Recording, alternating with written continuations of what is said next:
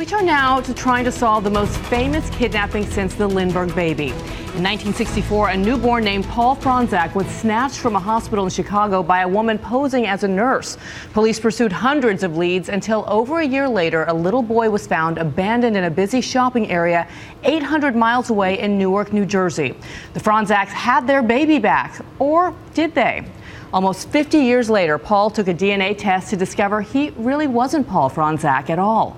So who was he, and what happened to the real Paul snatched from his mother's arms a half-century ago? ABC's chief investigative reporter Brian Ross with the next shocking part of this story. Do you know who stole this baby? Yes. Who stole the baby? My mother. His name is Johnny Harbaugh, and what he told us about his mother may seem far-fetched, but it most definitely is not. His mother's name was Linda Taylor, a notorious figure in Chicago in the 1970s and 80s, dubbed America's welfare queen and vilified by President Ronald Reagan. Her name is Linda Taylor. The Illinois Legislative Advisory Committee on Public Assistance investigated, came up with 82 charges of welfare fraud, perjury, and bigamy. We began to look for her after our 2020 tip line provided this clue. The baby was stolen by a lady known as the Welfare Queen.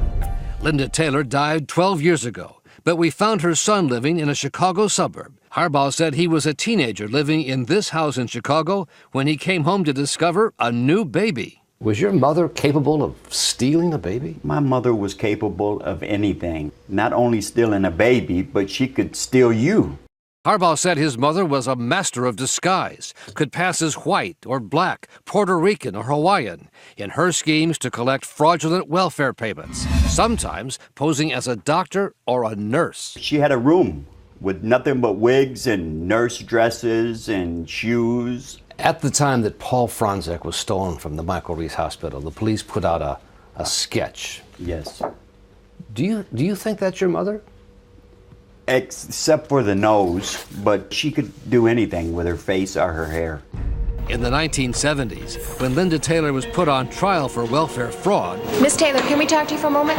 she actually came under investigation for stealing the Franczak baby. From one newspaper account, one of her ex-husbands told agents that Miss Taylor appeared one day in the mid-1960s with a newborn baby, although she had not been pregnant. So fascinating. And I know Barbara Walters spent a lot of time covering this case as well. Such a mystery. And the story's not over. Tune into 2020 Saturday night at 10, 9 Central right here on ABC for much, much more on this fascinating story.